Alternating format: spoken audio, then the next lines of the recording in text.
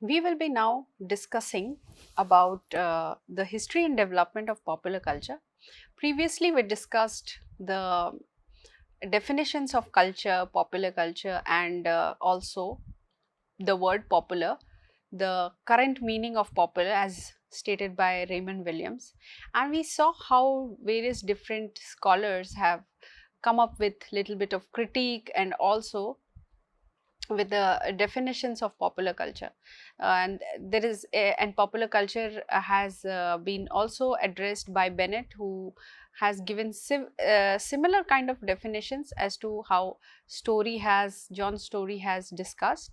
And then we also saw that popular culture's definition has come to a point where the lines of distinctions have blurred between the high culture and the popular culture.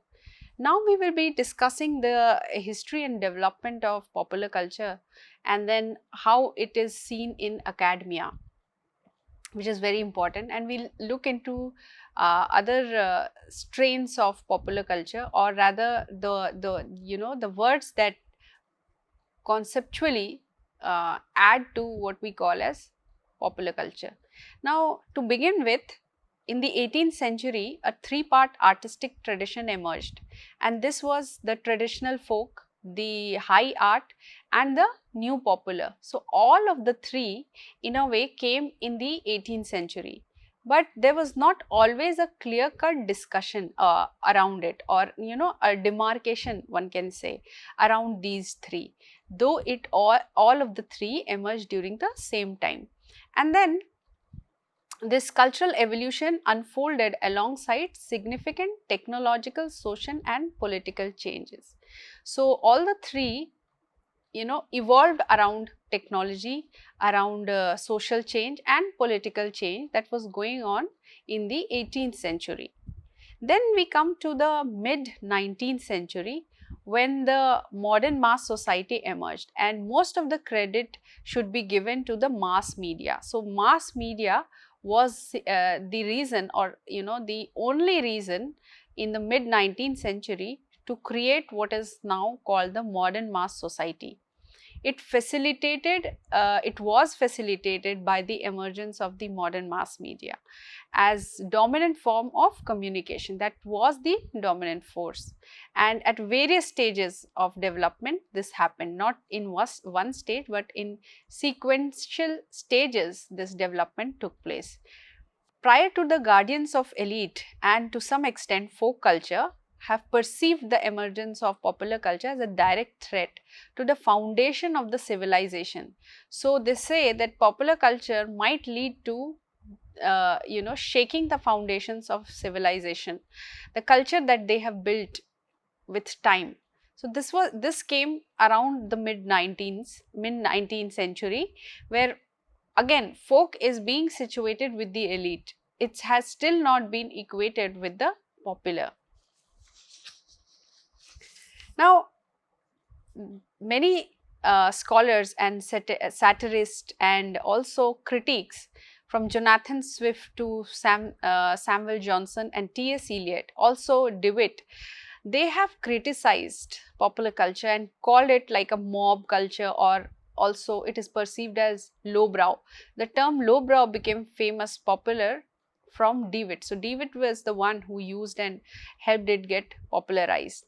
And then we also see that popular culture is seen as a degradation. It degrades the high cultural standards and societal values. So, in a way, again it is being situated as an inferior culture. It is being shown in a dark light as to what possibly popular culture is doing to the high culture. During the 19th and the early 20th century, we see that these scholars hold a negative view of popular culture, and this negative attitude also leads to discouraging and even disparaging to an extent, and it is very evidently shown in Defoe, where Defoe and Dickens both, Dickens we have already taken as an example, where they both struggle to make their work or their work to contribute in the in the high culture. So they both in a way have struggled, like before it was deemed worthy of scholarly study. So it says about the attitude that was reflected in educational institutes and academic circles. So the educational institutes and academic circles therefore were not ready to study popular culture or even think and write about it or even discuss about it, because they did not want their conditions to be like Defoe and Dickens, where they are struggling to make it or make it contribute in the in what is called like high literature. Only in the second half of the 20th century we see that a sufficiently large group of scholars tried, who already had this political power, this economy and requisites of social, were able to legitimize popular culture study. So it took time, it took almost, you know, a whole century to come to the conclusion that popular culture can be a part of the academy and it can be studied. But again, it has come from scholars, it has not come from a culture or or an individual, but it is the effort of these scholars who you know, who held some political power, some status in the social structure, and therefore it was possible. As some British essayists, popular British essayists like Matthew Arnold and John Ruskin, they have, you know, opposed this integration of popular culture, and they have called it mob. Arnold's work, especially in Culture and Anarchy, we see, and more explicitly in Ruskin's Stone of Venice, they have vehemently criticized mass production consumption, a fundamental element of popular culture, condemning them wholeheartedly. Their writings reflect a consciousness about popular culture, even though they approach it from a perspective of disdain and hostility. So the hostility is quite evident in the way they term it as, you know, mob, or how they have you know, kind of addressed or approached it. There is some sort of disdain and hostility. And then there is DeWitt, who is the flag bearer or torch bearer of this elite banner, and then he has talked a lot about you know, disassociating popular culture with scholars or scholarly work in the post World War II period. And the first ever work around popular culture in academia or in as popular culture studies emerged in 1960s in Daedalus magazine. This is a very famous magazine, and it ran pieces of theory of mass culture by Oscar Handlin, Stuart Hughes and also Edgar Heyman. Even Sontag wrote an essay on culture and the new sensibility, and of course Abraham Kaplan's on the aesthetics of the popular. These were the ones that compiled or a kind of writing or literature in the 1960s that came out in Daedalus, and it is very significant, almost like a you know, laying of stone to build an academia in and around popular culture discourse. And then there are other people also who contributed, like Irving Goffman, and then we have Peter L. Berger, then Thomas L. Luckman, who drew upon the perspectives from anthropology and sociology. Now, this is very interesting to note that most of the popular culture has come from anthropology and sociology. Even Birmingham School did a lot of study from the aspects of sociology, the empirical studies that they have contributed largely to understand culture. And therefore, we see Irving Goffman, and then we have Berger, who have contributed from the discipline of sociology and anthropology. Now, popular culture in the grooves of academia. It was in 1969 that Bowling Green State University in Ohio opened a center for popular culture. This was the first ever that is happening, and that too in the year 1969. And then they had other materials to kind of support, which were the audio center and the popular cultural library. The center also supported graduate students, so they ran a BA program especially for popular culture, and then the areas that were linked or associated were English, okay, English and students who were studying popular culture, American folklore, American studies and American literature. The same year, in the second annual meeting of the American Study Association. Now, this American Study Association is very important. It is important because one of the members of this association goes on to uh, come up with a journal, very famous and the first of its kind, in 1976, the Journal of Popular Culture. Now, this association, the American Studies Association, the Popular Culture Association, was founded on this particular meeting.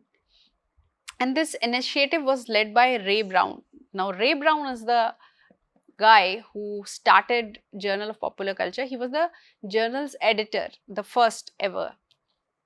And there is Russell Nye, Marshall Fishwalk, and then George Colletti, and around 200 other people, other scholars who were part of this sentiment, who shared the same sentiment. Now, there was a literature, a founding literature, which was getting initiated. But initially, it met with skepticism and suspicion, whether they will be successful or not. But quickly, other people, other enthusiastic readers also started at the same time. So, there was no gap, the starting and the following were consecutively, spontaneously happening, either even before, even because there was some sort of skepticism and suspicion, even then it was made possible. Now, this Bowling Green State House was the first, as I already discussed, and the second was Morgan State University. It brought in MA courses, and then it started granting degrees in popular culture. So, these are the only two bodies where we see that they are giving degrees in the area of popular culture. One is Bowling Green State House in Ohio, and then the other one is Morgan State University, Baltimore. Now, across 260 schools in United States, approximately 1933 popular culture courses were offered, and 2000 such courses available nationwide by 1979. So, by the time the Journal of Popular Culture was established, the course on popular culture got integrated in academia really well, and it was widely taught in BA programs and MA programs. They typically focused on aspects of popular culture, including popular literature, films, mass media, ethnic studies, radio, television, culture, or intellectual history and music, covering a wide range. Then we have the Birmingham School, and it is very important. The Birmingham Center, the Birmingham University Center for Contemporary Cultural Studies, one of the sites where Stuart Hall pioneered popular culture. So, he was the pioneer. We have read his works on coding and coding and decoding, encoding, and then we have so much of written material available on cultural studies by him. And one such essay was what is this black in black popular culture, where he tried to discuss the race and ethnicity aspect in the wide range of popular culture, within the wide range of popular culture. For him, popular culture study was a site of negotiation, contest and resistance. How black artists have emerged through resistance. Rap, jazz, these are the forms of music which situates itself in the realm of resistance by black artists. Now, coming to the difference between what is high culture and low culture, and very important, this is one of the distinguishing factors which creates the distinction, which is high culture and low culture. It is also known as highbrow culture and lowbrow culture. Being difficult, so something which is difficult is seen to be exclusive. So, if it is not difficult, it is not exclusive. Same goes with something which is real is difficult to understand. Real is not easy, non-real is easy. So, therefore, this distinction, these are kind of a kind of parameters which you need to cross in order to be instilled in what is called as high culture. Bourdieu again makes a point and says that this kind of superiority and inferiority supports class distinction. So, there comes again social structure, uh, the class society, and then we have also the economic factor. So, economic factor also decides your class, and of course, social factor also decides your class. So, he says that this definition of high and low basically situates itself in the Marxist reading of popular culture, supporting class distinction. Then we have high culture, which is the outcome of individual creative efforts. Now, we know of an essay by Walter Benjamin, Art in the Age of Mechanical Reproduction, where he talks about the reproduction of an art piece that takes place. Again, bringing in the example of Mona Lisa. Mona Lisa was painted by, of course, Da Vinci, and we see the the printed versions of Mona Lisa. We also see the printed version of Van Gogh.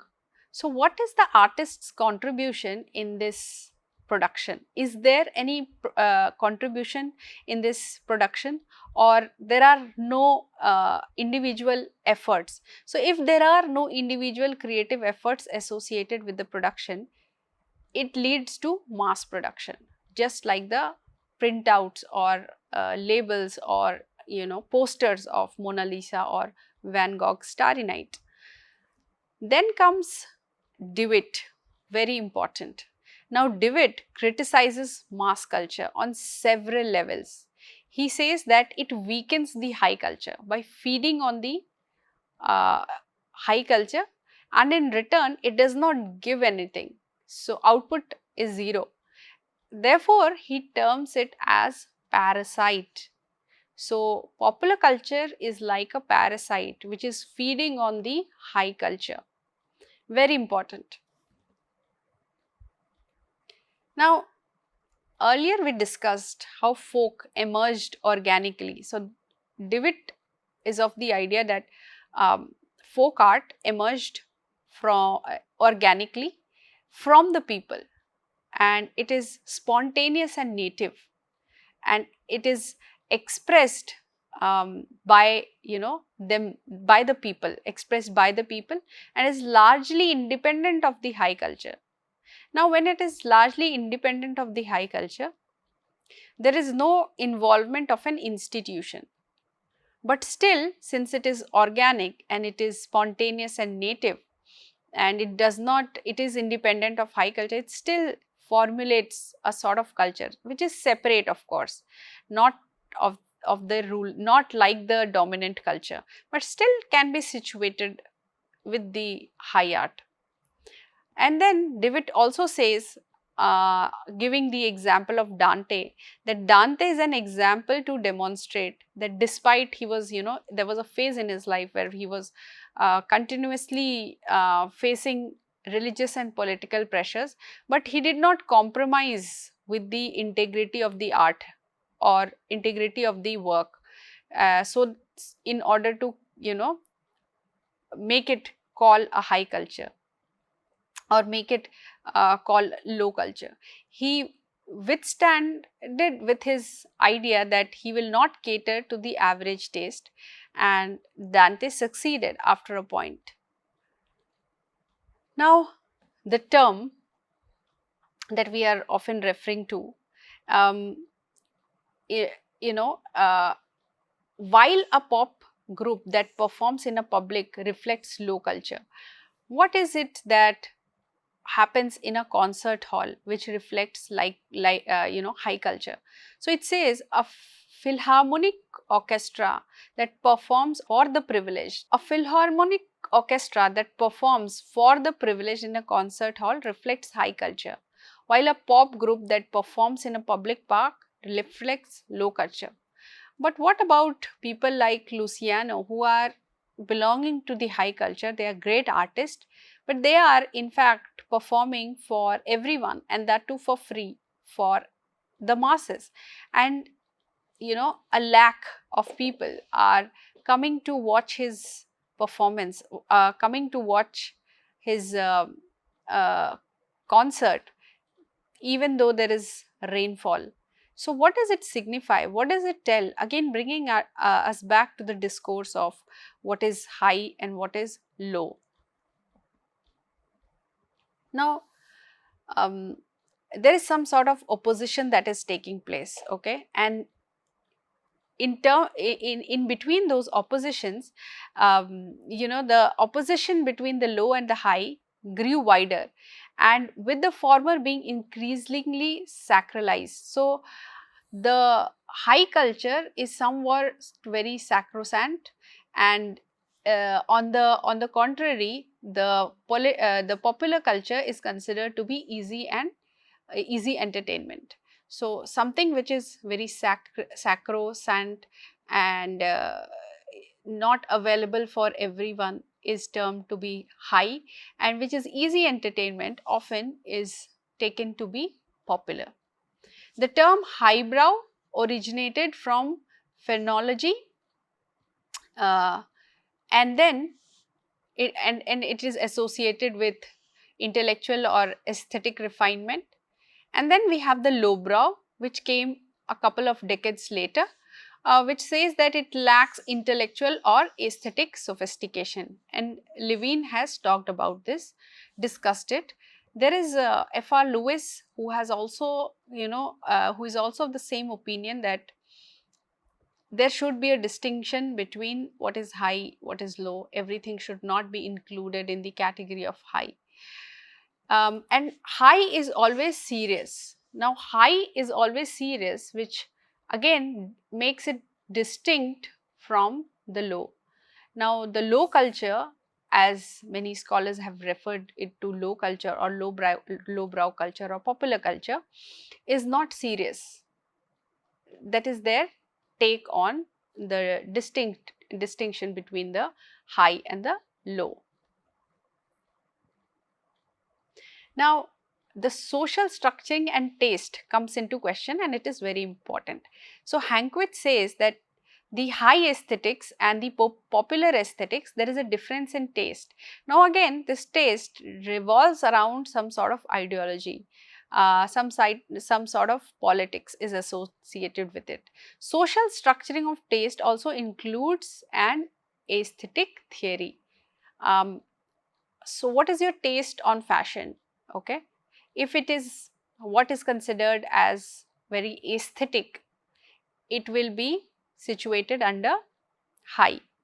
But if it has a lot of colors, especially with minimalism, nowadays we see that minimalism is associated with a sort of capitalism. Less is more. So there is a big room and there could be just one artwork, and it can be construed as less is more, and it is classy, which again brings us to the idea of taste. Whereas there is same room which is decorated with different art pieces in different colors. So basically a lot of colors, again in study of minimalism, especially in architecture and decor, it is associated with bohemian, which is again a bit associated with the hippie culture, bringing in the idea of subcultures and and again associating it with pop culture. Then there is high aesthetics, emphasizing the importance of form over content. So in high aesthetics, form is more important than the content, and it advocates for a sense of distance and detachment when engaging with autonomous artwork. So if someone is, engaging with an artwork, what a high culture expects is you shouldn't attach yourself. You should be autonomous. The artwork should be autonomous. There shouldn't be any connection between the two. And that is how you bring in more form and less content in what you situate in popular culture or high culture. Then in contrast to popular and high, we also see that there are representing themes or subjects that are relatable and relevant to people's everyday life. So, whatever is associated with low culture is about people's everyday life. It is not in exclusive, it is very inclusive, relatable, very relevant. And this distinction highlighting difference approaches to artistic appreciation and cultural expression. So, Hankwit again comes back and says that popular is about everyday people and their everyday lives, and then the differing approaches to artistic appreciation and cultural expressions. So, the approach that high culture uses in order to appreciate a piece of art and the cultural expressions around it is differently placed when it is a popular art or popular medium. Now, there are recent researches where scholars have, questioned the traditional high and low distinction and declared a complete collapse of it. So, we see again bringing it back to the sixth definition of popular culture. So, this has come from scholars who are now part and parcel of the larger body of popular culture studies, stating that the question between what is traditional high and low, the distinction has been completely collapsed. This inquiry promotes a re-evaluation. So, now there is a re-evaluation is required as to where you are going to situate what is called popular and what is called high. How individual taste preferences are organized. So, in times to come, or even it might be happening as of now, that how individuals' tastes and preferences are organized, that needs to be categorized. So, we often see that there are concerts which are being attended by people of the high class society, and many celebrities also go and attend these concerts with their family, with their kids. Now, what does it situate? Where does it situate itself? And what does it say about individuals' taste preferences? On the contrary, if it is a an event like the Met Gala, um, you cannot wear anything and go. It has a theme, and of course it might be unsaid that you need to have a very good label, you need to wear a very good brand or luxury brand to that Met Gala event. So, how the taste and preferences and choices are changing. The same celebrity who visits the Met Gala wearing expensive clothes which are especially designed, which are very exclusive, attends a concert the next day. So, what are these dominant groups? Are they dominant groups, or are they changing, or they are re-evaluating themselves or redesigning their preferences and tastes? High culture may encompass classical as well as new or emerging cultures. References suggest more fluid. So, instead of being something where they have to choose in between things, it is better for them to be more fluid, and this is about the high culture. So, this high culture is may encompass classical as well as the new or emerging cultures, referring suggesting a more fluid understanding of cultural hierarchies. Instead of saying that whatever is of good taste belongs to the high culture, whatever is of ordinary taste belongs to the low culture. More than that, they should just think of integrating or categorizing or maybe reorganizing, reevaluating the discourse around it and come to a point where fluidity is promoted.